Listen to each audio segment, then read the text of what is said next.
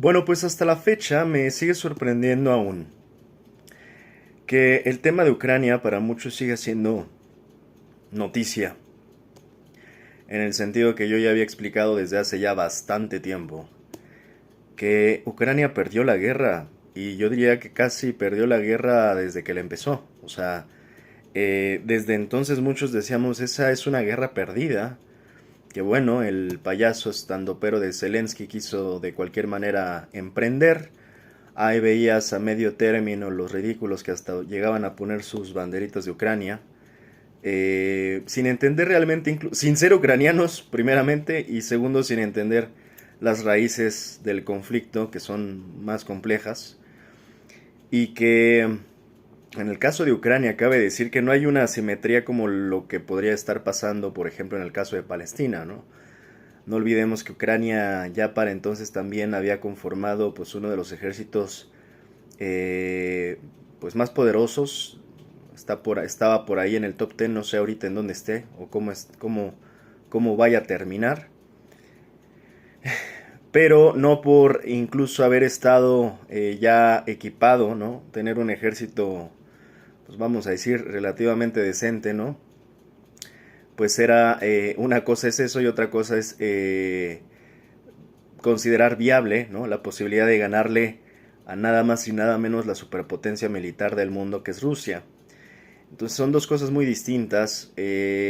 Zelensky, en esta disonancia cognitiva, en esta negación, en esta terquedad, en esta necedad, y no sé si hasta algún punto se empezó a volver un capricho de un niño inmaduro que terminó arriesgando muchas vidas en realidad, en un objetivo que realmente nunca se iba a poder realizar, que era básicamente ganar esa guerra, ¿no? O sea, era una guerra perdida, insisto, desde el primer día. Y lo que me sigue sorprendiendo es que hay gente que todavía tiene como que esta falsa esperanza de que tal vez en algún momento Ucrania le dé la vuelta a Rusia, y tal vez en algún momento eh, pues cambien el destino, que pues ya era básicamente definitivo, ¿no? Una derrota definitiva. Me sorprende, vamos, de los latinos, de los latinoamericanos que se sienten ucranianos, pues ya nada nos sorprende. De quien me sigue sorprendiendo, porque insisto que hay gente acá en América Latina que se siente muy ucraniana, si no pregúntele a Denis Dresser. Y no por esto trato tampoco de blanquear por completo todo lo que ha hecho Rusia, pero vamos a decir que, insisto, hay que entender muy bien las causas particulares de este conflicto. Y yo diría que al menos no puedes elegir bandos, y si acaso en el análisis lo que procuramos algunos es pues analizar la realidad, hombre. O sea, no podemos estar analizando escenarios imaginarios, fantasiosos, donde salen vencedores los ucranianos, porque entonces estamos renunciando a la realidad. Estamos perdiendo el piso, y estamos disociados y empezamos a alejarnos tanto de la realidad, de la posibilidad, de lo viable, de lo posible. Eh, y al final ya no sabemos de qué estamos hablando, ¿no? La gente en estos tiempos confunde mucho sus deseos con los hechos. Una cosa es lo que quisieras que pasara, otra cosa es lo que va a pasar. La gente ya no alcanza siquiera a distinguir entre estas dos fronteras, entre la posibilidad y la realidad, ¿no? Pero bueno, insisto, de los latinoamericanos que todavía tienen su banderita de Ucrania como si en algún momento pudiese pasar, ¿no? Que Ucrania vencerá, pues suerte, ¿no? Yo creo que ya hasta las quitaron muchos de estos. Pues sí, pues es que qué, o sea, ¿qué te ibas a esperar, ¿no? ¿Qué resultado ibas a esperar? Ahora, los que creo que tienen el problema un poco más agudizado, en este caso, y porque, bueno, ellos también tienen, vamos a decir, mayores cercanías, presienten mayores amenazas, pues son los europeos, ¿no? Y los europeos como tal, yo ya también había explicado justamente hace tiempo que pues les habían puesto un jaque mate, ¿no? Y lo curioso es que ese jaque mate prácticamente ya es indistinto de quién viene. El jaque mate se los pudo haber puesto ya Putin o se los pudo haber puesto el mismo Trump. Y ese es el problema de Europa al día de hoy. Que no importa para dónde se muevan, realmente están en jaque mate, ¿no? Y están básicamente teniendo que elegir entre la espada y la pared con quién o contra quién quieren ser el grupo perdedor. Eso lo voy a explicar ya en la conclusión, pero lo que quiero decir es que Europa ya perdió. Y esto lo venimos diciendo los analistas desde hace ya bastante tiempo. En tiempos donde, insisto, todavía como que muchos tienen esta negación de que no se han dado cuenta de que Ucrania ya perdió. Sí, técnicamente ahí se siguen lanzando cosas, misiles, drones, lo que tú quieras, todavía en terreno hay soldados rusos y ucranianos, sí. Estoy hablando de la estrategia. Estratégicamente y a largo plazo, Ucrania ya perdió. Y Ucrania perdió desde muchos frentes y de muchas formas, hasta a veces en términos mediáticos le costó mucho a Ucrania estar manteniendo la legitimidad del apoyo tanto de Europa como de cualquiera que llegara a financiar su guerra, como el propio Biden. Cuando el propio Trump decía esa guerra ni es mía, ¿no? Que digo, ahora ya es suya en parte porque pues ya le tocó algo de esa guerra donde hasta el propio Trump decía que casi con un telefonazo, una llamada terminaba todas las guerras del mundo en esta delusional, ¿no? En esta forma delusional de pensar también del propio Donald Trump, que está también perdido en la realidad, ¿no? Viviendo una realidad alterna también y obsesionado con el Nobel de la Paz. Y quiere ese Nobel de la Paz apuntando sus armas a medio mundo. Ok, ¿no? Ese es el mundo de Trump. Pero fuera de eso, insisto, Europa ya perdió y perdió desde hace mucho. En diversos frentes, de diversas formas.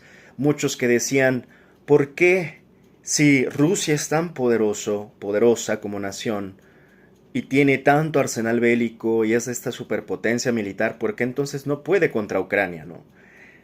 Y me daba mucha risa, ¿no? Me sigue dando hasta la fecha mucha risa este tipo de argumentos de los ingenuos, ¿no? Los argumentos de los ingenuos. Me parece para un buen título. Próximamente, espérenlo. Estoy echando unas uvitas. Estos argumentos de los ingenuos que justo,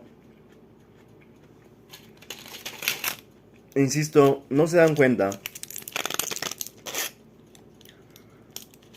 que Rusia, si quisiera de un chasquido, así, ganaba la guerra. Cuando quisiera.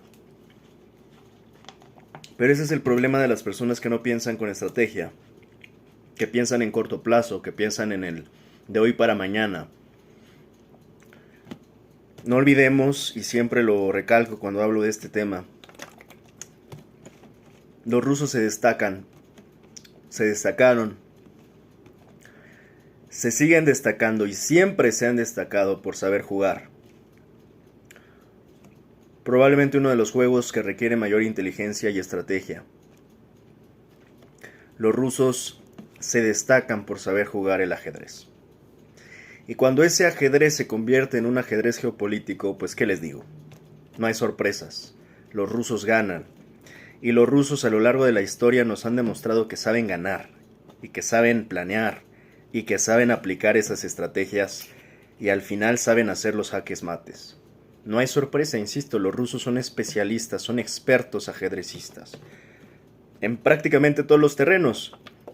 Y no se diga en la guerra y en la política. Los rusos saben jugar sus piezas. Por eso mismo, si se preguntan bien, nunca pudieron los gringos contra los rusos. Siempre había un contrapeso ahí, fantasmal si ustedes quieren. En la Guerra Fría eso se acentuó, este contrapeso, que en cualquier momento pudo haberse ido cargado la balanza hacia el otro bando. Pero al final, insisto, nunca les recomiendo que subestimen a los rusos.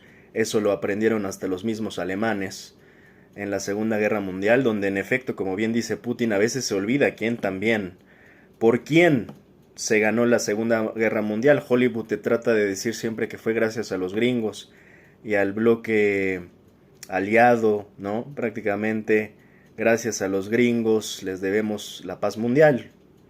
No olvidemos que ahí estaban los rusos y dejaron a muchos hombres muertos en el camino por esa paz. De alguna manera, vamos a decir, esta paz que siempre es un concepto romántico del mundo, porque el mundo al final siempre está en guerra y ardiendo, pero sí una paz mayor que la que había, por supuesto, anterior a...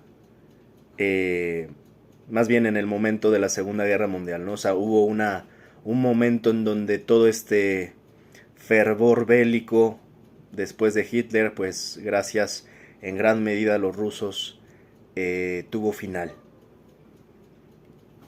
Entonces que no se olvide, porque no solo Hitler perdió guerras en el invierno contra los rusos, no solo ocurrió Stalingrado, también no olvidemos que desde Napoleón los franceses vienen perdiendo en el invierno contra los rusos. Entonces hay una historia que no se puede subestimar. De los que diría que llevan el arte de la guerra de Maquiavelo a máximo nivel. Y que esto ha derivado, insisto, en pues básicamente una Rusia imbatible, ¿no? Poderosa, invicta, que hasta hoy sigue poniendo, insisto, en pues en aprietos complicados a todos aquellos que la deciden enfrentar. Para no extenderme demasiado, quiero comentar un muy buen... bueno, nada más aquí algo en particular donde decía que muchos ingenuos que decían, bueno, si Rusia puede contra Ucrania, ¿por qué no ha ganado la guerra? Yo digo, es que no han entendido que ellos ven esto como una estrategia, insisto, no todo es de la noche para hoy ni para la noche a la mañana quieren ganar la guerra. Esto fue una guerra de desgaste que muchos no entendieron que esa era la estrategia de Rusia. Para que en efecto, eventualmente con el tiempo, Ucrania perdiera la guerra de diversas maneras, incluso hasta en el apoyo simbólico del resto de países, naciones, de tanto el apoyo y financiamientos como de Europa y también de la crítica del financiamiento de esta guerra por parte de los Estados Unidos, que ya ni siquiera ellos la querían financiar, porque, insisto, sabían que era un dinero que se iba a derrochar. Era una guerra perdida, vaya, ¿no? Hasta la fecha tienes a los europeos un tanto perdidos en este aspecto, ¿no? Todavía tienes a von der Leyen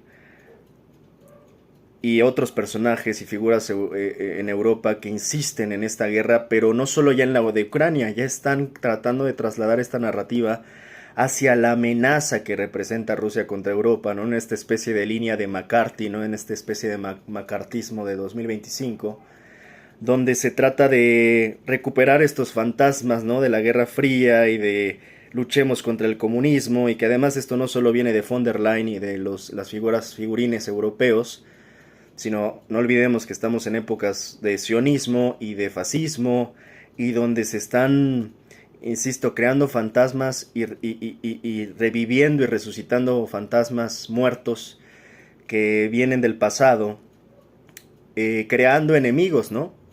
Reales o imaginarios. En este sentido, pues hay una narrativa importante sobre hay que combatir al comunismo, ¿no? Porque es la gran amenaza, hay que combatir al socialismo. Cuando no olvidemos, realmente ya incluso Rusia tiene una especie de sistema político-económico híbrido, ¿no? O sea, hasta en eso ya se cae la narrativa. Desde el muro de Berlín para acá, Gorbachev y demás, Rusia es otra cosa. Digo, hay una carga estatal importante, hay una línea autoritaria importante por parte del presidente, vamos a decir, un poder hasta cierto punto hegemónico por parte de Vladimir Putin. Pero por otra parte está esta narrativa occidental que también por momentos siento que no se da cuenta que también ya perdió, y que en el momento en que perdió Ucrania, perdió Occidente, ¿no? Y cuando hablo de Occidente hablo desde Europa hasta Estados Unidos, pero Europa como una de las principales víctimas.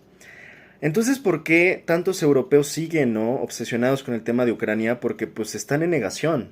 porque no han terminado de aceptar lo que ya pasó, ¿no?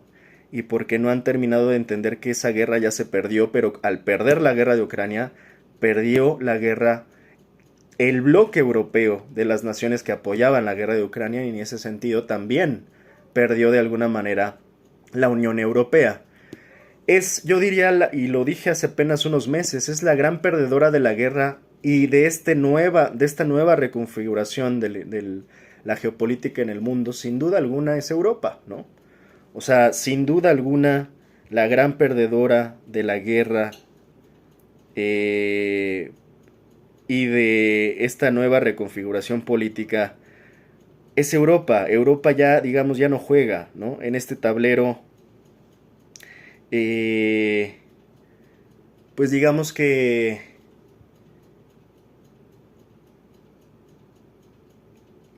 ya no es Europa lo que era, ¿no? Para que me entiendan. Ya no es Europa lo que antes era.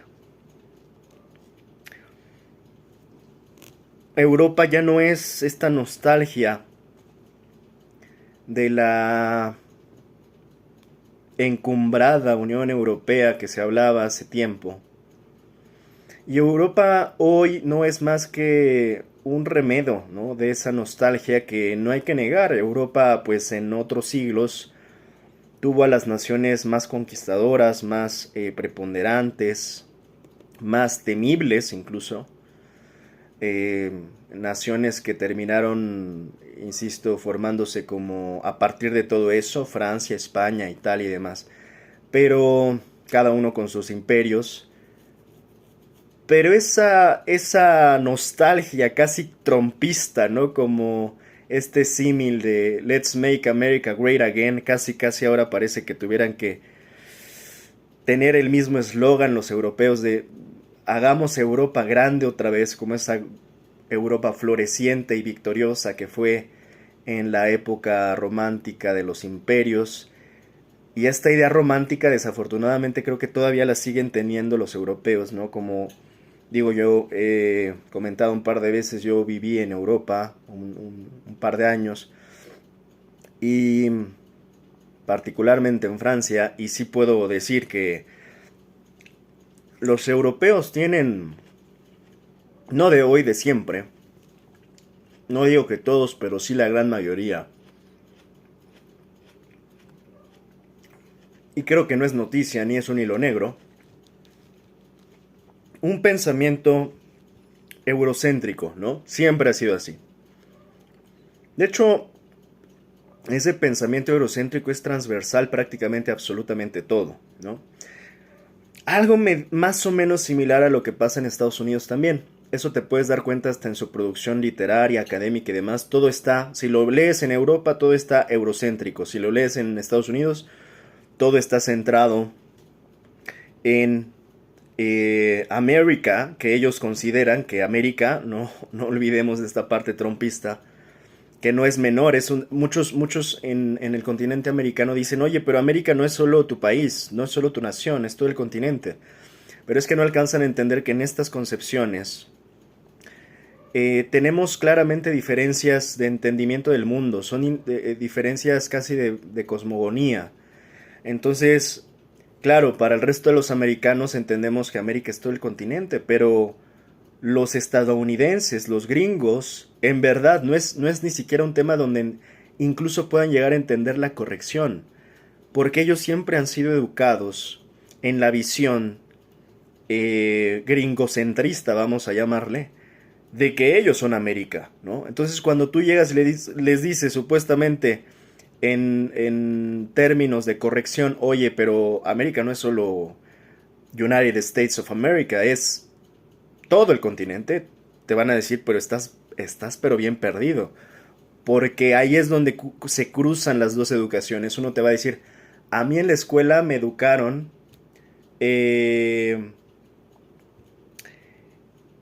diciéndome que América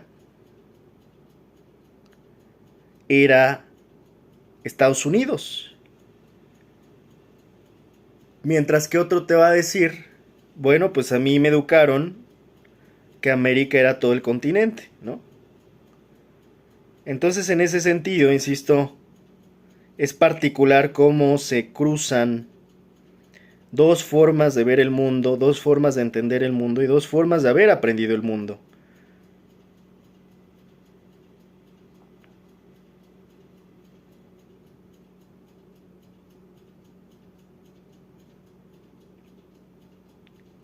Perdón.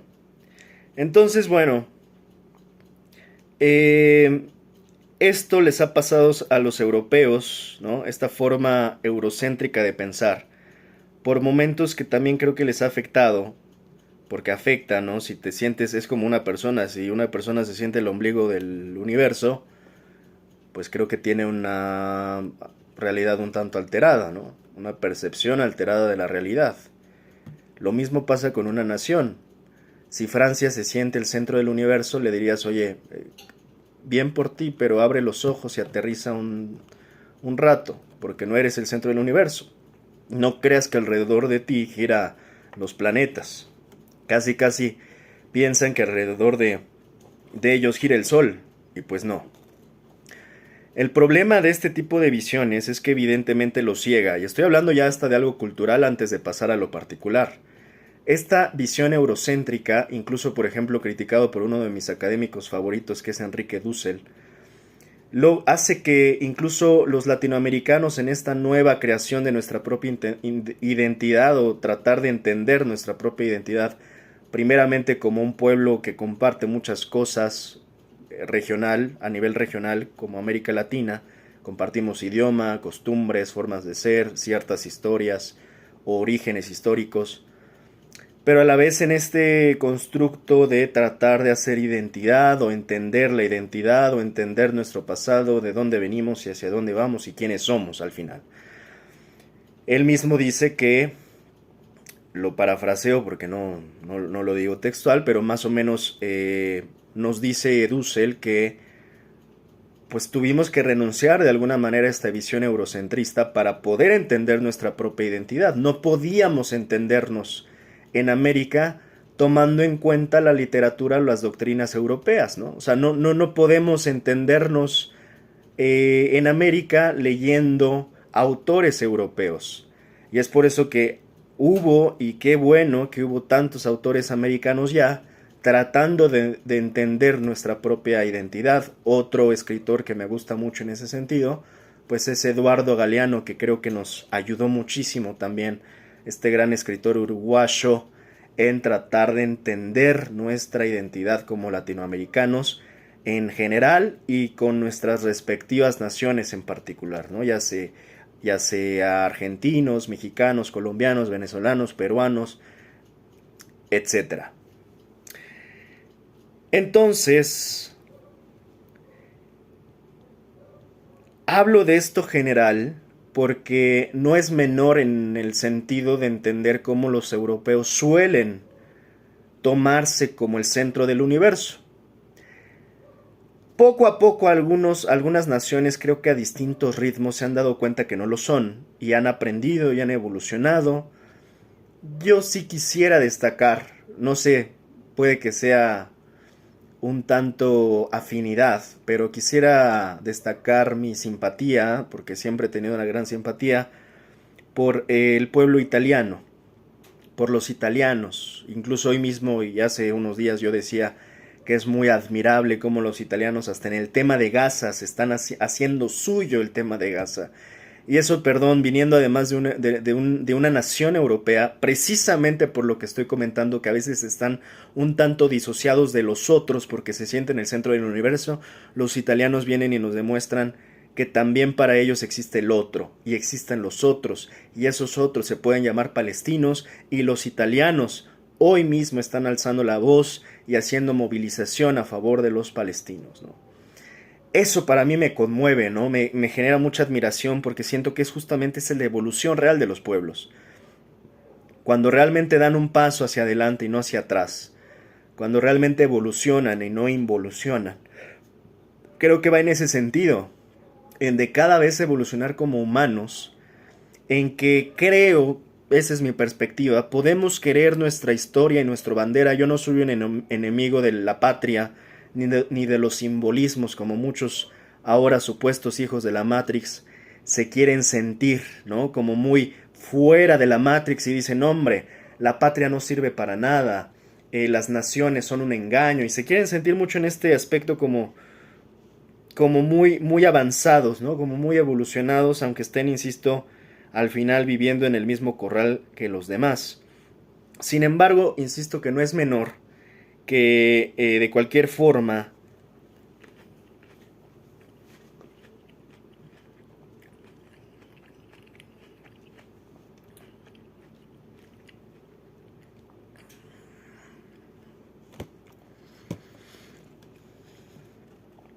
tengamos y recordemos nuestros símbolos, nuestras historias, nuestros pasados. Yo soy de los que piensan que no requerimos renunciar a nuestros símbolos, ni siquiera a nuestras banderas, y al mismo tiempo podemos, sin necesidad de renunciar a nuestra patria, que yo no es un concepto que deteste, insisto, creo que incluso es útil y demasiado útil en estos tiempos también. Como siempre digo, sin caer en los excesos, sin caer en el chauvinismo, en los fascismos, por supuesto, sin caer en el nacionalismo exacerbado, porque cualquier extremo es malo. Hablo de una patria, de una tierra, de esta forma, de este vínculo que uno tiene con su tierra, porque también siento que aquellos despatriados que no defienden absolutamente nada, ni a su tierra, ni su bandera, ni su patria, ni su madre, como bien creo que por ahí hasta en una canción, creo que es hasta la misma de Latinoamérica de Residente, de Calle 13, dice que no quiere, que no defienda a su patria, no quiere ni a su madre, por ahí dice más o menos la frase, ¿no? Entonces, yo estoy totalmente de acuerdo con esto. Yo prefiero a aquellos que defienden su patria, su tierra, su bandera, que aquellos despatriados, vendepatrias, que terminan siendo muchas veces estos que como no tienen nada que defender, pues todo lo pueden vender, ¿no? Y se venden generalmente al mejor postor y podrían cambiar otra mitad del territorio mexicano por un elote o por un Bitcoin al día de hoy. Entonces, yo sí creo que necesitamos gente que defienda sus tierras. Sin embargo, en ese mismo sentido también creo que podemos evolucionar como humanos en por momentos decir, a ver, por ejemplo, daba el buen ejemplo de los italianos. El italiano que diga, a ver, yo soy italiano, pero no por eso, y tengo mi bandera italiana y defiendo a Roma, a Nápoli o lo que tú, la ciudad que tú quieras, pero no por eso puedo renunciar a defender también a un hermano palestino, ¿no? Cuando la está pasando tan mal en esta atrocidad. Esa es la parte que creo que nos hace justamente evolucionar, ¿no? Ni renunciar a lo nuestro, pero a la vez tampoco ignorar a lo ajeno, ¿no?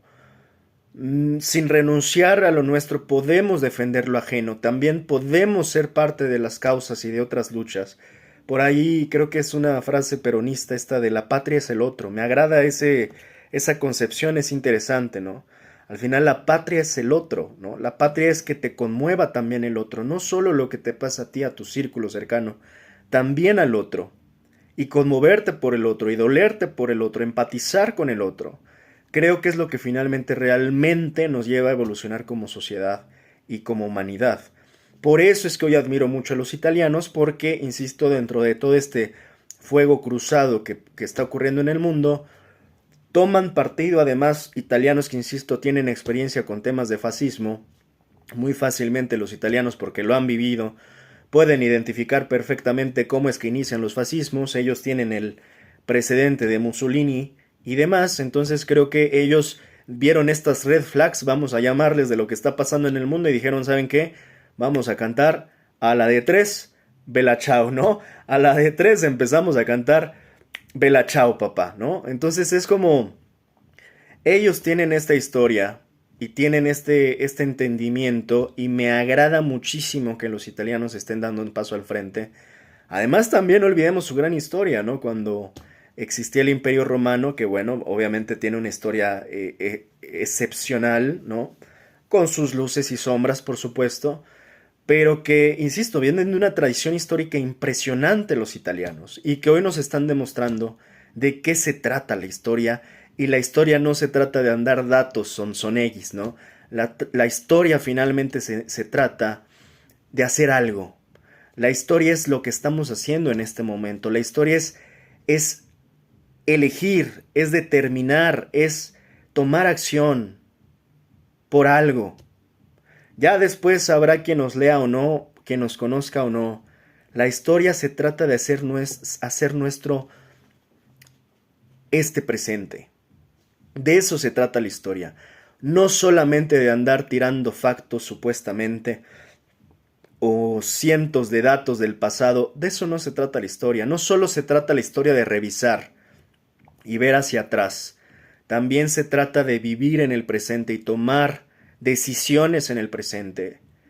Y también ser parte de causas y de luchas en el presente.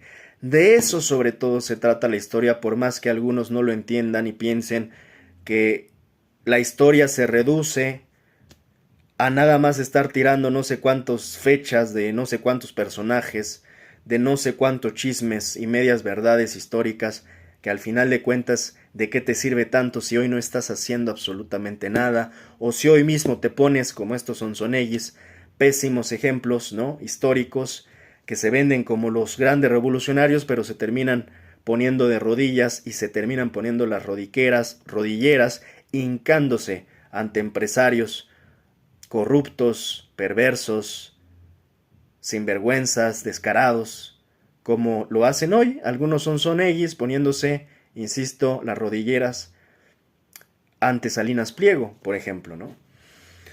Entonces la historia se trata de hacer historia en realidad. La historia no solo se trata de leer lo que pasó, se trata de hacerla, de construirla, de vivirla. Porque somos historia también nosotros, somos agentes históricos, en movimiento, en vida y en movimiento. Mucha gente no se da cuenta que tiene un poder histórico y no lo ejerce, ¿no? Y quiere pasar de noche y quiere pasar como si no existiera. Pero hay quienes dan un paso al frente, insisto, como los italianos y nos ponen un ejemplo a todos. Hay personas maravillosas como Greta Thunberg, esta chica escocesa, no, perdón, sueca, que también nos ponen el ejemplo y nos dicen, así es como se hace la historia. No, no leyendo libros hacia atrás, sino haciendo la historia hacia adelante, ¿no? Estos son los grandes ejemplos, insisto, desde los italianos. ¿Y por qué además menciono tanto a los italianos? Porque se han organizado, ¿no? Porque ves que todas sus ciudades han protestado, porque ves que también hasta sus grupos o sectores han puesto a protestar, sus sindicatos y demás, ¿no? Entonces, esa es la verdadera movilización, esa es la verdadera historia. Esos son los verdaderos agentes del cambio, que insisto, nos están dando cátedra y enseñando cómo es que se hace la historia, ¿no? Casi casi están diciendo la historia se hace así, tomen nota. Me desvío un poco hablando del buen ejemplo de los italianos, pero estaba hablando de los europeos y en este sentido los europeos, insisto, di el buen ejemplo de los italianos, pero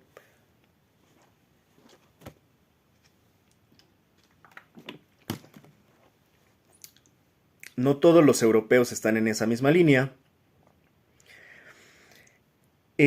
Tampoco para dejar fuera, digo, hay españoles, hay irlandeses que también están protestando y es muy noble y admirable también que estén participando, ¿no? Entre otros europeos, insisto, no puedo generalizarlos, ¿no? Pero en el otro sentido que yo estaba hablando, también en la comunidad europea, todavía hasta hoy, insisto, hay una idea eurocentrista con la cual se han educado a lo largo de los años, de muchos años, ¿no? Y esto no cambia de la noche a la mañana, por eso es que yo daba un poco este contexto de cómo el europeo se acostumbró a vivir muy similar a lo que le pasa al gringo, como su propia idea, su propia realidad, desde su perspectiva, desde su trinchera, pensando que todo gira alrededor de ellos, ¿no? Ya dando este contexto a lo que quiero llegar es a una declaración muy interesante, que hace nada más y nada menos, perdón, estoy buscando el artículo, Denme dos.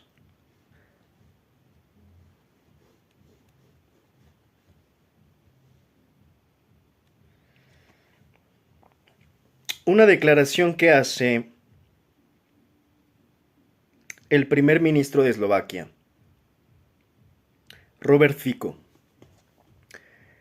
Esta declaración la hizo por ahí inicios de septiembre de 2025 y me pareció que le da al clavo, ¿no?, de lo que hemos estado analizando desde hace buen tiempo y que también contesta, porque esto ya es la nueva pregunta. Para nosotros ya, no ya ni el tema ni siquiera es Ucrania, es ¿por qué los europeos no están entendiendo que no están entendiendo? O sea, ¿por qué están como tan cegados o en tanta negación? Yo desde que asumió Trump estoy diciendo que en el mundo en general hay una reacción lenta en el entendimiento de lo que está pasando en el mundo, ¿no? Muchos no están alcanzando a entender la gravedad de las cosas que están pasando en el mundo y que las tensiones bélicas cada vez son mayores, incluso al interior de muchas naciones como el propio Estados Unidos, ¿no? Con el tema de la posible, incluso una especie de guerra civil como la proyecta Alex Garland en su película, ¿no? Civil War de A24. Sin embargo, eso no solo pasa ahí. Si estamos hablando que las tensiones están incluso al interior, imagínate que el exterior no te cuento. O sea, esto por supuesto que no sería ni deseable ni ojalá nos equivoquemos, porque esto no jamás hay que entenderlo. La guerra, y creo que a estas alturas ya debimos de haberlo aprendido, la guerra es la respuesta, ¿no? La guerra no ayuda en nada, la guerra no es la solución para nada. Y esto podría empeorar en verdad las cosas para el resto del mundo, ¿no? ¿Qué es lo que comenta Fico al inicio de septiembre? Dice, la Unión Europea es como un sapo en el fondo de un pozo, incapaz de ver lo que hay arriba. Y tal cual. O sea, creo que Fico le da, insisto, en el clavo de lo que pasa en Europa. No sé si Fico medio quiso referirse un poco también paralelamente a esta teoría de Foucault, ¿no? De la normalización de las cosas cuando estamos tan dentro, ¿no? En un entorno, en una situación, como si estuviéramos en una pecera, como si fuéramos el pez de una pecera, pues al final no, puede que ya no alcancemos a darnos cuenta del entorno. En ese sentido, el pez ya no se da cuenta del agua que lo rodea. Algo similar le está ocurriendo a la Unión Europea en ese sentido, ¿no? O sea, por momentos, de nuevo leo la frase que es muy atinada de Fico, dice, la Unión Europea es como un sapo en el fondo de un pozo, incapaz de ver lo que hay arriba. Y hay curiosamente otra metáfora muy sonada, ¿no?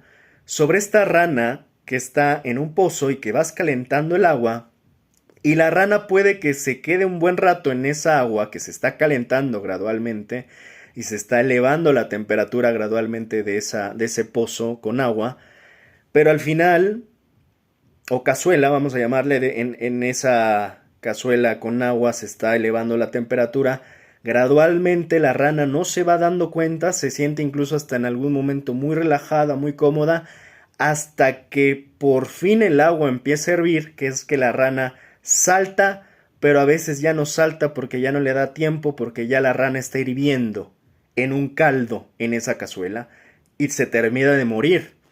Entonces, es muy interesante la frase de Foucault y muy bien aplicada en la Unión Europea porque siento que le queda a cualquiera de estas metáforas y símiles que se hacen para explicar cómo la Unión Europea de muchas formas está sin darse cuenta que está mal. Que es la rana en la cazuela Europa. La Unión Europea, ¿no? Entonces, es curioso porque siempre comento que parece que UK se dio cuenta de esto mucho tiempo atrás y por ahí tampoco son tan malos ajedrecistas. Dijeron, ¿saben que esto va mal? Brexit. ¿Saben qué? Gracias, ahí nos vemos. Brexit, bye, ¿no? O sea, se salieron de la Unión Europea. No por ello, pues al final son un bloque que aunque ya no estén, pues digamos, tan involucrados, pues no, o sea, al final están en una región geopolítica donde pues lo que le pasa a un uno le puede afectar al otro. Y en este sentido, insisto, Foucault creo que le da el clavo en este sentido con esta frase muy puntual. Dice, la Unión Europea no es capaz de responder a los cambios mundiales, ¿no? Fue lo que expresó el mandatario de Eslovaquia durante la reunión con Vladimir Putin en China. Voy a leer un poco la nota, está interesante. El primer ministro de Eslovaquia, Robert Fico, se refirió a la posición de la Unión Europea sobre los acontecimientos globales en una reunión con el presidente ruso Vladimir Putin en China. Probablemente los medios de comunicación se reirán.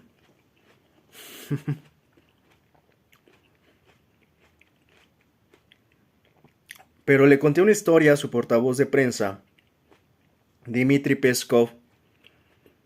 A veces tengo la impresión de que en la Unión Europea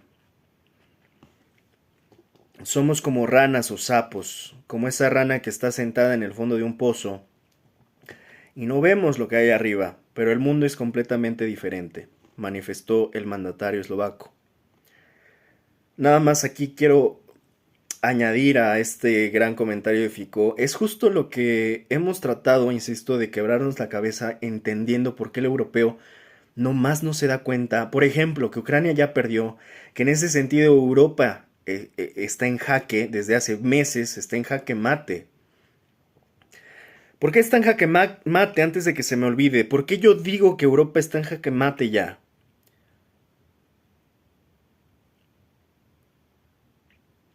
Porque la realidad es que para Europa, en cualquier escenario, y ahora los voy a explicar un poco, pero en cualquier escenario, no es más, de una vez lo explico.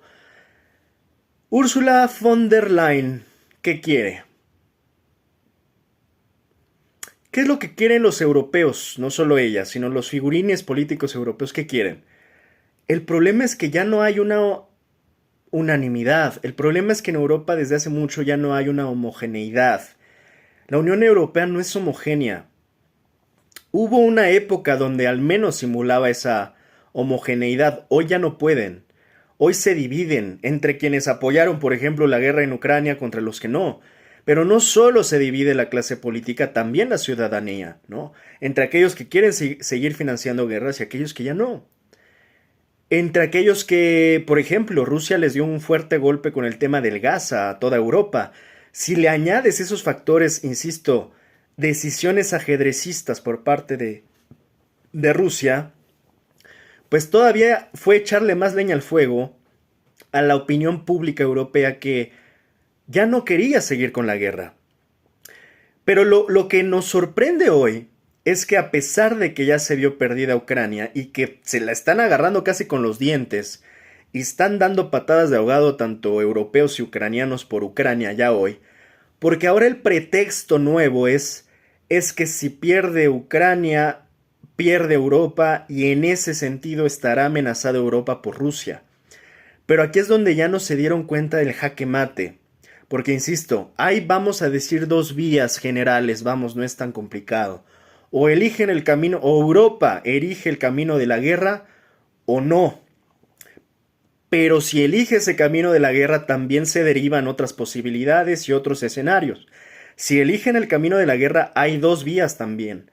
Está la vía de que Estados Unidos los apoye, lo cual podría ser predecible, aunque Trump diga que pues ya no era su guerra y era la de Biden en una de esas, con los cambios de humor, ¿no? Que prácticamente lleva, dependiendo de si está en sus días o no el presidente Donald Trump, pues decide un día que sí y al otro día que no, y así ha sido su forma de gobernar, ¿no? Depende de su humor. Entonces, si un día decide apoyar a Europa, pues ahí está. Otra vez, deuda, deuda militar y el círculo vicioso de toda la vida de la guerra. Lo que hay que entender es que aquí el que nunca va a perder al hacer guerras es Estados Unidos. Nunca van a perder en eso porque su industria se dedica a ello, su economía es de guerra, su economía, la economía gringa se dedica a la guerra, entonces el gringo nunca va a perder. Obviamente, para ellos mejor, más negocio. La guerra donde quieras, ¿cuándo la iniciamos? Prácticamente te dicen los gringos. ¿Cuándo quieres? ¿Cuándo es la guerra? ¿Dónde la quieres hacer? ¿Dónde la armamos? Pregúntale a la CIA y empezamos, ¿no? El gringo nunca va a perder al hacer guerras. ¿Quién sí puede perder incluso al hacer guerras si lo ha perdido? Digo, para pronto no nos vayamos tan lejos en la Segunda Guerra Mundial, ¿verdad? Europa ya ha sido perdedora en guerras. Y, por ejemplo, si hablamos de los alemanes, es algo peculiar porque los alemanes son probablemente de los pueblos más avanzados e inteligentes y tienen a gente muy, muy, muy... Probablemente de las gentes, insisto, más inteligentes del mundo en Alemania.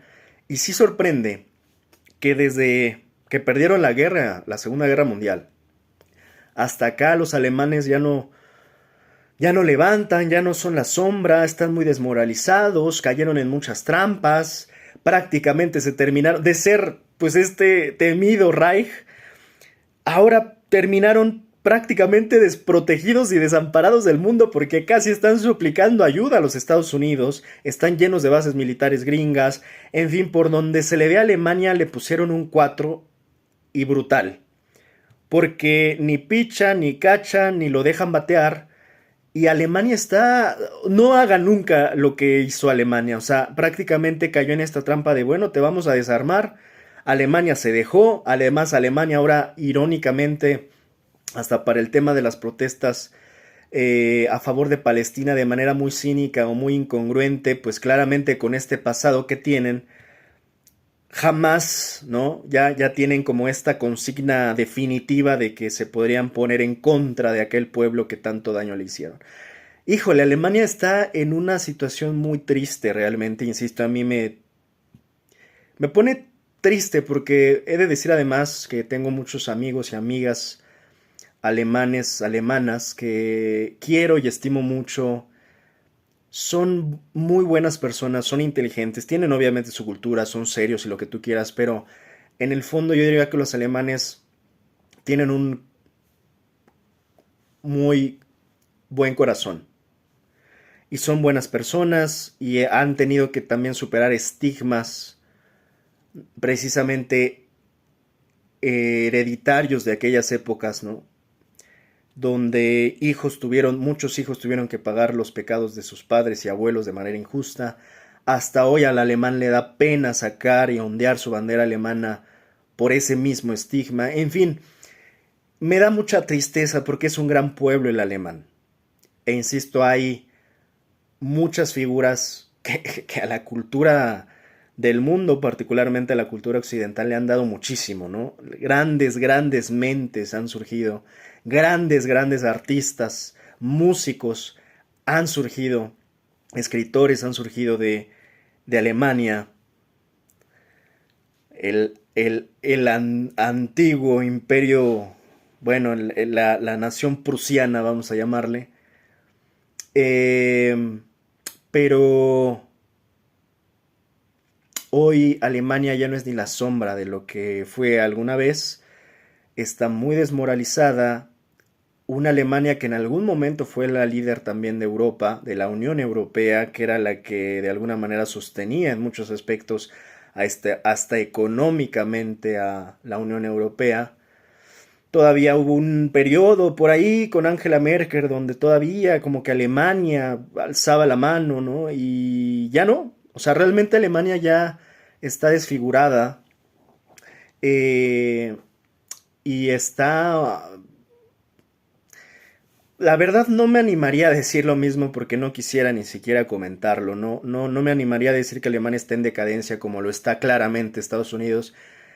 Creo que Alemania incluso está mucho mejor que Estados Unidos, aún con todos estos factores en contra, porque Alemania precisamente creo que la termina de sostener también su cultura. La cultura es algo que sostiene también y le da mucha legitimidad y fuerza, aunque no lo parezca, a pues el sustento de las naciones, ¿no? O sea, hay cultura, hay humanidad en Alemania, aunque también, y no hay que negarlo, hay también, y esto no solo particularmente en Alemania, sino precisamente en toda Europa, hay una carga importante o una tendencia creciente, y esto pues ya lo hemos también platicado, hacia la ultraderecha en muchas de estas naciones europeas, ¿no? O sea, muchas de estas naciones europeas están reavivando eh, movimientos extremistas de lo que tú quieras, ¿eh? Para un lado y para el otro. Y siempre hemos dicho los extremismos hay que tomarlos con cuidado.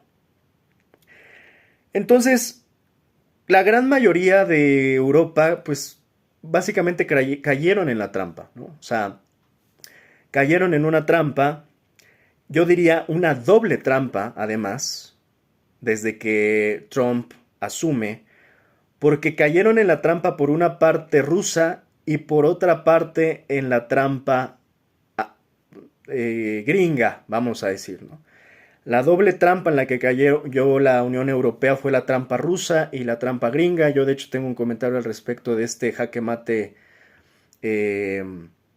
gringo ruso que les dan a los europeos, porque al final, dentro de los perdedores, insisto, en esta reconfiguración del tablero geopolítico mundial, la gran perdedora es Europa, ¿no?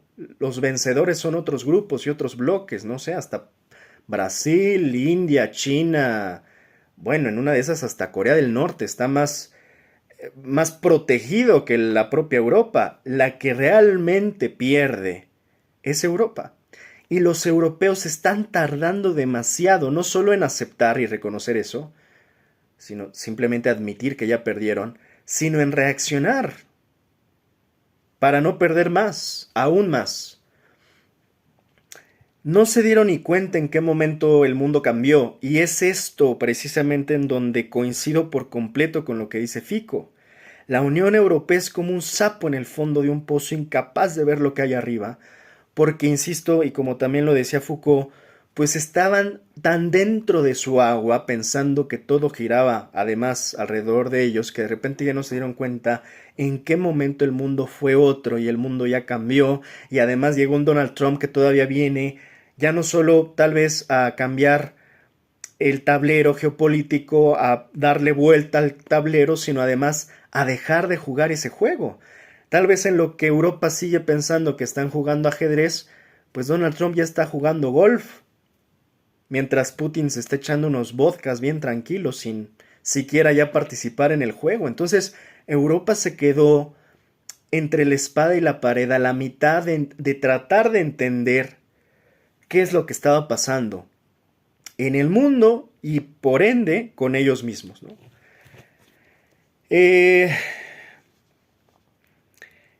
Entonces, en esos escenarios, aún así, es complicado para Europa porque prácticamente lo que quiero decir aquí es que no importa qué escenario ocurra, en cualquier escenario pierde Europa.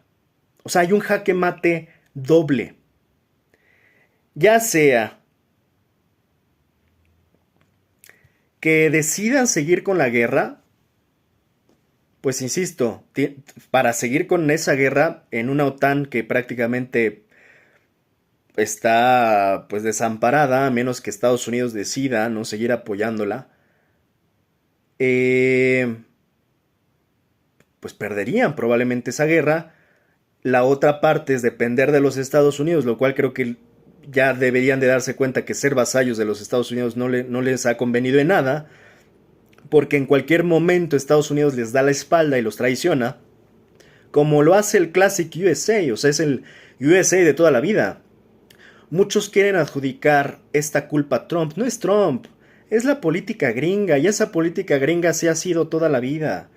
Kissinger nos los decía desde siempre. Estados Unidos no tiene amigos, tiene intereses. ¿Cuál es la novedad? O tampoco de eso se enteraron los europeos, que los estadounidenses no tienen amigos, tienen intereses. Entonces, en cualquier escenario, si lo ven, Europa pierde, ¿no? Ya sea que los financien o no los financien, y estamos hablando nada más del lado gringo. El otro lado, el pequeño y no menor enemigo, pues es Rusia. ¿Qué van a hacer contra Rusia, que además tiene un plan militar, que lo tienen yo creo que de aquí a 50 años, ya está haciendo alianzas con Corea del Norte? O sea, ¿qué van a hacer? Hablando hasta de armas, yo no soy especialista de armas, pero si hablamos de misiles hipersónicos, ¿qué poder o contrapeso real tienen los europeos en contra de Rusia?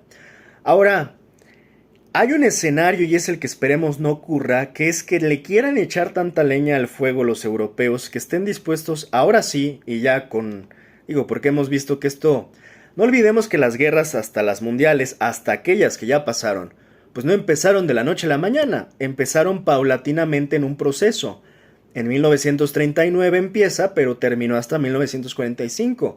pero no empieza, digamos, una noche antes, ¿no? En 1938, en diciembre, empezó para el 1939. No, hay un proceso anterior de hilo conductor de situaciones que van abonando hasta que estalla de la peor forma, o se exacerba o se escala la guerra. Yo ya he dicho muchas veces que esta, si le queremos llamar mediáticamente, que es lo que les vende, ¿no? Lo que más vende decir es que la Tercera Guerra Mundial ya empezó, va a empezar mañana. Bueno, ok, vamos a agarrar este término marquetero de la Tercera Guerra Mundial. Ok, la Tercera Guerra Mundial desde hace tiempo, digo que ya empezó. Yo diría empezó precisamente desde el tema de Ucrania, se ha agravado con los temas de Palestina en general, o sea, se ha ido tensando, llega Trump, se tensa más, en fin. Es más, desde Ucrania, que es la gota que derrama el vaso y además después de una pandemia post-COVID, ahí empieza, vamos a decir, en algún día, si nos llegan a leer algunos sobrevivientes, cuando empieza esta nueva guerra, que es un poco más de largo, mediano, largo plazo, pues digamos que en el texto tendría que venir, esto empezó en la guerra de Ucrania. Sin embargo, se escaló hasta tiempo después. O sea, ¿a qué me refiero? Esta tercera guerra ya empezó. Desde hace tiempo, insisto, al menos se tiene que tomar el punto de inflexión desde la guerra de Ucrania. Sin embargo, la escalada todavía no la sentimos, por eso muchos todavía están en, oye, pero igual y todavía no va a haber, o todavía no, no, sí va a haber, la va a haber. La pregunta no es si la va a haber, la pregunta es cuándo. O sea, el tema es cuándo se va a escalar esto al punto en que ya digamos, esto ya es guerra para todos, ¿no? Y ya nos van a caer los bombazos, ¿no? Bueno, eso puede que no sea, insisto, de la noche a la mañana. Sería muy alarmista o amarillista decir, mañana empiezan las bombas nucleares, ¿no? Van a pasar, sí, porque por algo, ya no solo es un tema de disuasión el tema de las bombas nucleares, que antes de eso habrá también un espectro ahí intermedio de armas que no implican ni siquiera a veces ocupar lo nuclear. Hay muchos juguetes escondidos bélicos que tienen tanto los dos bloques. Rusos, gringos tienen sus juguetes que no sacan a pasear, ¿no? Así como cualquier domingo nomás, ¿no? O sea, tienen sus juguetes y esos juguetes intermedios, como por ejemplo de los que medio conocemos, que son los misiles hipersónicos, pues los pueden utilizar. No olvidemos tampoco, y no es menor, Estados Unidos tiene de lo que conocemos, yo estoy clarísimo que estos señores tienen unas tecnologías ya del 3000, del año 3000, que ni idea tenemos que sean.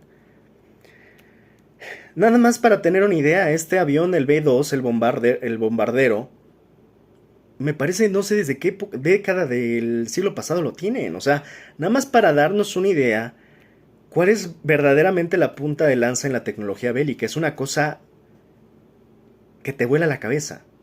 Literalmente te vuela la cabeza, ¿no?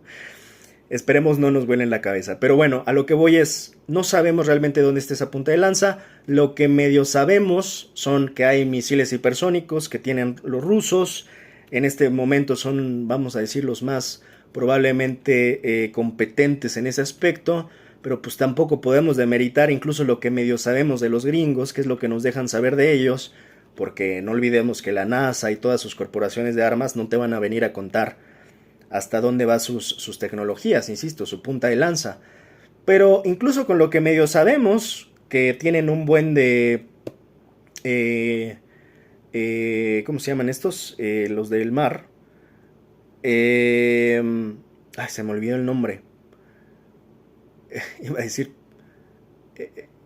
ay, bueno, olvidé el nombre.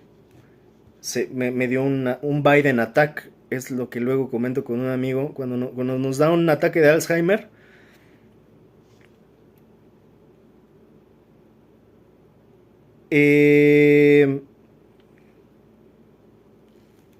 Portaaviones. Maldita sea. Biden attack. Hashtag Biden attack. Cotorreo con mi amigo cuando nos da, insisto, nuestros ataques, ¿no? De amnesia. No sé cuántos portaaviones tienen y en ese mismo sentido también toda la fuerza aérea que tiene los Estados Unidos pues es algo que no puede subestimar, ¿no? Claro que muchos dicen y es interesante que precisamente, por ejemplo, Rusia no compite tanto en eso, pero al final si tiene misiles, pues al final también puede terminar de destruir a los aviones y pueden tener hasta un costo-beneficio mayor, porque no olvidemos que mantener a las flotas, pues cuesta bastante dinero, ¿no? Pero bueno, fuera de esto, a lo que voy es que, pues realmente Europa en dónde queda parado, en este intermedio, ¿no? De dos monstruos militares que, insisto, antes de que esto estalle y se escale a máximo nivel, pues pueden estar jugando con esos juguetes intermedios que no precisamente implican por completo la destrucción del mundo ni del universo, de nuestro universo al menos, ¿no? Ese es el problema también de la última opción que pueda llegar a tener Europa de estar tan desesperada que empiece a echarle tanta leña al fuego como parece que algunas de sus figuras quieren hacer, que terminen realmente escalando esto a, ahora sí, la última escalada de la guerra, de la Tercera Guerra Mundial. Ahora sí, bienvenidos, ¿no? Insisto que ya estamos repitiendo ciclos, estamos ya a 3 años de cumplir el siglo de la crisis de Wall Street, ¿no? De la caída del crack del 29, pero estamos ya también muy cerca, ¿no? A cumplir siglos de precisamente del inicio de la Segunda Guerra Mundial incluso. Y también de la fundación del ficticio Estado de Israel en 1948. Pero bueno, en este sentido, esperemos que Europa no le quiera echar tanto leña al fuego para que incendien el mundo, porque entonces nos van a cargar a todos entre las patas. Insisto, hay muchos que son los beneficiarios de siempre de estas guerras. A ellos les conviene que haya guerras, pero al mundo no le conviene que haya guerras. Le conviene a algunos contratistas, a algunos empresarios, a algunos ricos, a algunos millonarios, a algunos políticos, pero fuera de eso al mundo no le conviene una guerra de este estilo. Entonces, Europa se está viendo tan desesperada que siento que por momentos sus intenciones van en ese sentido. Insisto, determinar en esto que te quieren, insisto, como en este estilo macartista, vender que Rusia es la gran amenaza, que en parte también, o sea, Rusia tampoco es como que, o sea, se chupe el dedo y no sean también, o representen hasta cierto punto también una amenaza. Lo que hay que entender es que ojalá no caigan en absurdos ninguno de los bandos, de todos los bandos implicados en la guerra, porque insisto, podrían llegar ya finalmente a terminar de escalar la Tercera Guerra Mundial. En conclusión, en cualquier escenario pierde Europa, insisto, o sea, esta es mi conclusión. Lo único que parece ser que le queda a Europa, tal vez, es que solo le queda elegir con quién pierde. O sea, esa es la parte tan trágica en la que se encuentra Europa. O sea, Europa ya perdió, ya perdió. Tal vez lo único que le pueda quedar como última elección, casi como premio de consolación, es elegir contra quién pierde, si contra Estados Unidos o contra Rusia. Porque también ahí está en la espada de la pared de tener que elegir entre dos malas opciones y dos malos amigos. O sea, esa es la situación en la que está Rusia. En ese sentido, insisto, una OTAN que está pues muy debilitada, ¿no? Que yo creo que la OTAN hoy no tendría la capacidad de defenderse, bueno, yo creo que en una de esas ni contra Corea del Norte, o contra la India, o contra Pakistán. O sea, ya si se empiezan a emplear realmente las armas, la OTAN, a pesar de que, insisto, en algún momento fue la gran OTAN, ¿no? La defensora militar de Occidente, pues eso ya es un tanto, pues un tema del pasado.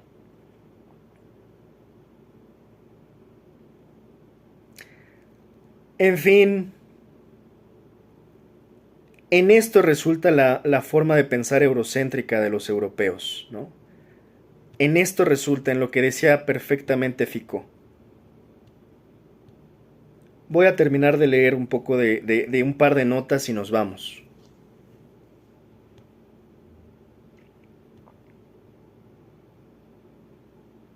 Entonces, pues decía esto, ¿no? Al mismo tiempo, Ficó manifestó su decepción con el bloque comunitario ante la falta de capacidad de reacción a las cuestiones globales. A veces me siento muy decepcionado con la Unión Europea, a pesar de que tengo un gran respeto por la UE. No es capaz de reaccionar ante los acontecimientos en el mundo, aseveró. No entiendo algunas decisiones de la Unión Europea, exclamó. Por otra parte, el líder eslovaco le expresó a Putin su intención de normalizar las relaciones entre ambos países. Quiero manifestar con franqueza en esta reunión que estamos muy interesados en normalizar las relaciones entre la República Eslovaca y la Federación de Rusia, señaló. Y es aquí donde vuelvo a insistir, en Europa hay una desunión europea, ya no una unión, una desunión, porque incluso en el tema de tomar a, a Rusia como el enemigo, como el gran enemigo, muchos ya nos están tragando este cuento, obviamente. Y está desde Fico, ¿no? Que por ejemplo dice, a ver, Putin no es mi enemigo, como me lo quieren vender o pintar. Pero también están otras figuras políticas, como el primer ministro húngaro, el propio Víctor Orbán, que también está tratando de evitar el conflicto contra Rusia, como creo que es más inteligente, a diferencia de lo que hizo Zelensky, ¿no? Que se fue directo a la boca del lobo a probar suerte. Entonces hay una división en Europa, hay una desunión europea que es parte de la raíz del problema en Europa, donde te encuentras a los que quieren ver a Putin como el gran enemigo de Europa y otros que dicen, a ver, pero no es tan así como te lo quieren pintar. O sea, insisto, no se terminan de tragar estos cuentos, insisto, parece del siglo del macartismo, ¿no? Sin embargo, voy a leer aquí, por ejemplo, para darles equilibradamente y no digan que no. Voy a darles, por ejemplo, uno de las redacciones de la DW, que hay que tomar con pinzas también lo que nos da la DW. No olvidemos que es la Deutsche Welle, un medio alemán. ¿Por qué, te dice aquí, por qué Rusia incita al odio contra Ursula von der Leyen? Von der Leyen, le dicen los españoles. El incidente ocurrido con una presunta interferencia de la señal GPS del avión de la presidenta de la Comisión Europea ha provocado burlas en Rusia. ¿Por qué von der Leyen es allí objeto de campañas de desprestigio? Yo diría, pues no es que nada más ahí, muchos hemos criticado las acciones de esta, de esta dirigente, pero bueno, estoy leyendo los encabezados ahí por si ustedes los quieren leer, pues búsquenlos tal cual como los estoy leyendo y los encuentran. Otro medio, United 24 Media, dice: la Unión Europea presenta un nuevo enfoque para las sanciones a Rusia. Esta es la estrategia que lo sustenta. Esto fue justo el 2 de octubre, o sea, ayer. En una cumbre europea informal celebrada en Copenhague el 1 de octubre, la presidenta de la Comisión Europea, Úrsula, anunció que la Unión Europea tiene previsto aplicar restricciones más estrictas a Rusia, centrándose en 3 sectores clave: la energía, los servicios financieros y el comercio. Este nuevo enfoque, que forma parte del 19 paquete de sanciones que se está debatiendo, supone un cambio con respecto a las sanciones graduales anteriores. Von der Leyen hizo hincapié en la urgencia de aumentar la presión sobre Rusia y destacó la necesidad de adoptar medidas más contundentes en estos ámbitos críticos para reforzar la respuesta de la Unión Europea a la actual invasión rusa de Ucrania. Ya no proponemos sanciones graduales, sino medidas mucho más estrictas en materia de energía, servicios financieros y comercio. En fin, tienen todo este plan de sanciones energéticas, sanciones financieras, sanciones tecnológicas y demás. También estaba por ahí el tema de, creo que querían hacer como una especie de defensa contra drones, ¿no?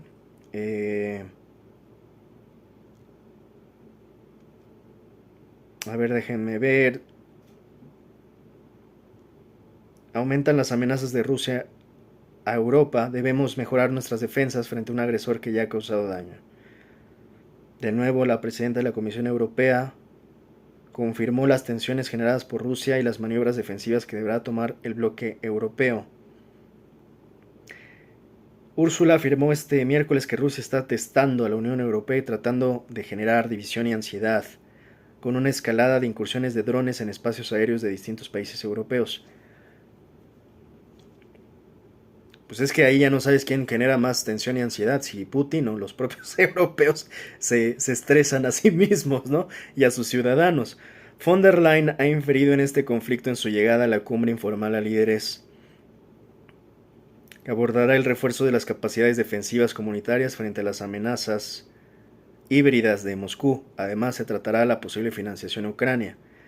Yo siento que estratégicamente, no sé, tal vez lo inició en Ucrania, no sé, pero siento que no le convendría a Putin y no siento que esté en sus planes próximos. Eh, pero bueno, con ellos nunca se sabe, ¿no? Pero creo que sería una jugada equivocada si es que vuelve a atacar a otro país de la Unión Europea, como están tratando de inferir también algunos mandatarios europeos. No creo, o sea, no le veo como que mucha... al final siento que... Digo, al final todo esto también tiene que ver y no podemos dejar de ver el otro lado, ¿no? El lado trompista, que también está ejerciendo algunas medidas medio... Pues insisto, estamos en tiempos violentos y fascistas, entonces realmente en estos tiempos, como dice por ahí algunas frases, muchos mandatarios están tomando para tiempos radicales medidas radicales, ¿no? O soluciones radicales. Entonces, pues sí, o sea, es que estamos, insisto, como que en esta especie de inicio, ¿no? De una posible escalada bélica mundial, ¿no? De una posible escalada bélica global. Entonces, pues al final cada quien tendrá que elegir sus bloques, como suele pasar siempre, ¿no?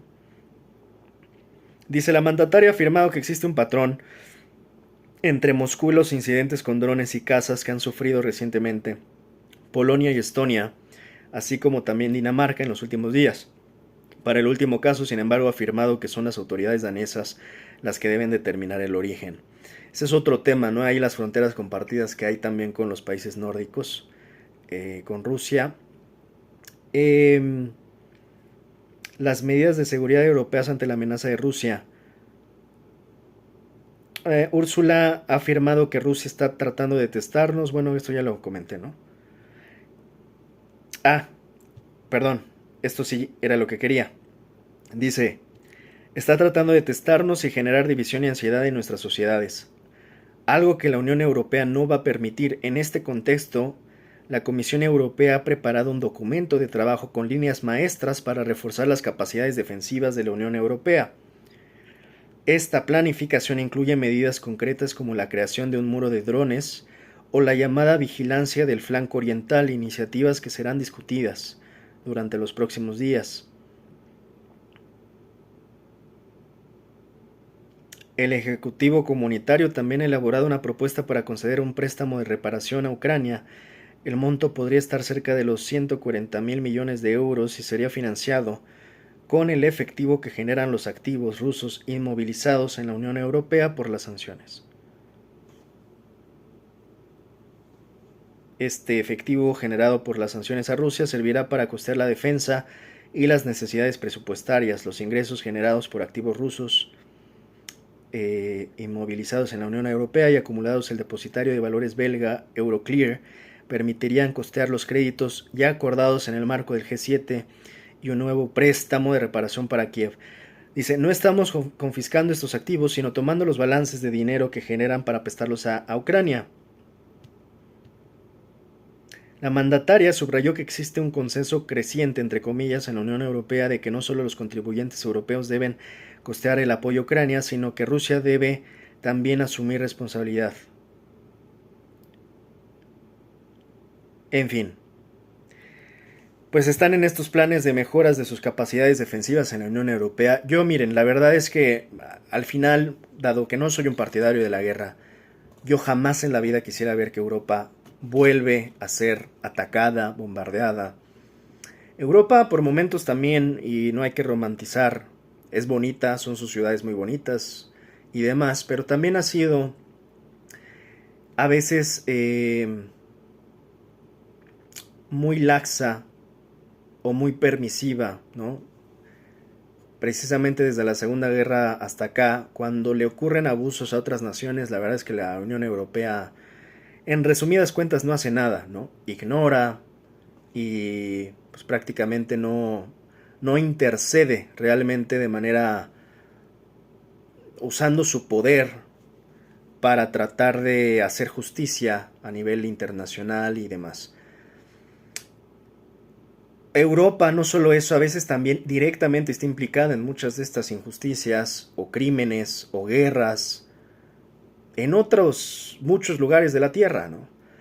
Entonces Europa no es algo que se pueda romantizar nada más porque te gusta París o te gusta, no sé, ir a turistear en cualquier tour de estos de 7 días. Conoce Europa en 7 días y te vas a enamorar. Sí, claro, es muy bonito Europa, pero más allá de lo romántico, Europa también ha sido a veces cómplice, a veces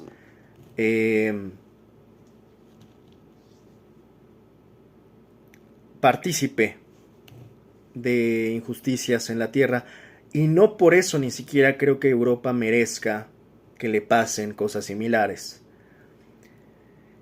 Lo que sí es que Europa, precisamente por esto, ha perdido mucha legitimidad, ¿no?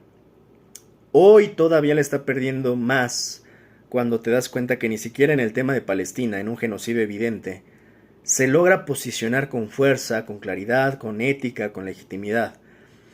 Europa al final de esto sí está en una encrucijada y está en un doble jaque mate, en un jaque mate doble gringo-ruso.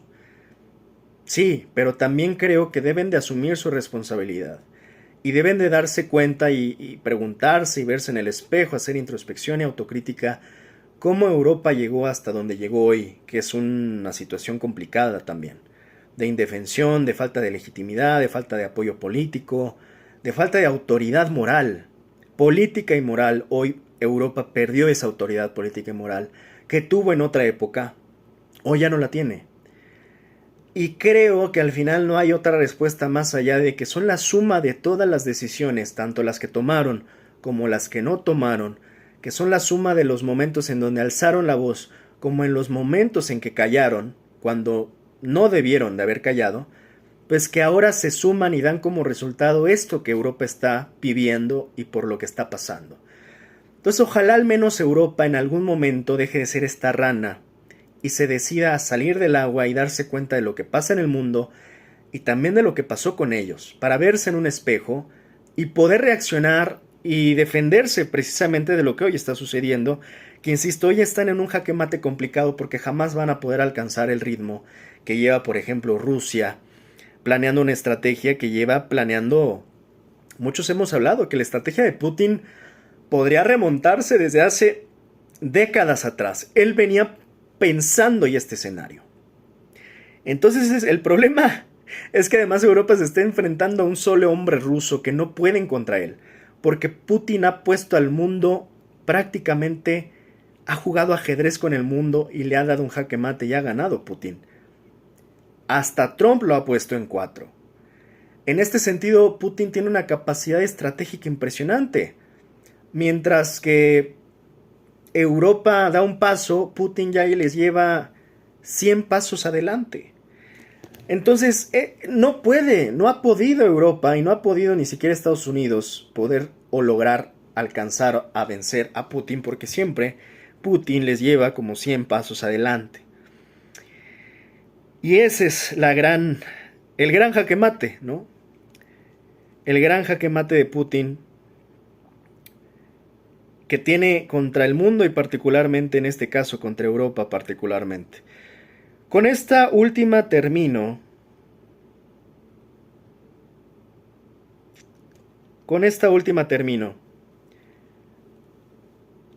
Volviendo a leer lo que dijo iba a decir Fito. Saludos a Fito donde esté Fito Páez querido. Pero estoy hablando de Fico. Cierro con lo que dice Fico. Fico compara a los líderes europeos con la proverbial rana en el fondo del pozo. Esto fue, aquí ya tengo la fecha exacta, 4 de septiembre de 2025. Siempre perspicaz. Esto es una columna de La Rouge. Un resumen ejecutivo. Bueno, siempre perspicaz, el primer ministro de Eslovaquia, Robert Fico, contó un cuento en su discurso de apertura en su reunión con el presidente Vladimir Vladimir Putin, que resume bastante bien el principal problema estratégico al que se enfrenta la humanidad hoy en día: la arrogante ignorancia de los líderes occidentales en general. Y eso es cierto, se me había olvidado, no solo es Europa, sino el bloque occidental, ¿no? Ya en ese bloque occidental tenemos Estados Unidos y compañía. Sigo. Probablemente esto hará reír a los representantes de la prensa, comentó Fico, pero empecé a contarle a su secretario de prensa un cuento sobre una rana o un sapo. A veces tengo la impresión de que la Unión Europea somos como ese sapo que no se sienta en el fondo de un pozo, que se sienta en el fondo de un pozo y no ve lo que ocurre en la superficie.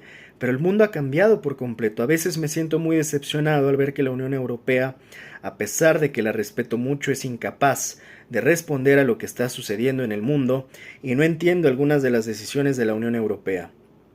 La rana en el pozo es una antigua metáfora china que representa la estrechez de miras. Taz explicó en un cable del 2 de septiembre: la parábola de la rana en el fondo del pozo tiene su origen en Shuangzi, una colección de relatos taoístas escritos en el siglo III a.C. En ella, una rana que vive en un pozo se jacta ante una tortuga marina de su mundo, pero se ve humillada cuando la tortuga le describe la inmensidad del océano. En China, la historia se sigue utilizando para simbolizar una visión estrecha o limitada, como a mí me gusta decir, una visión miope, de los más miopes.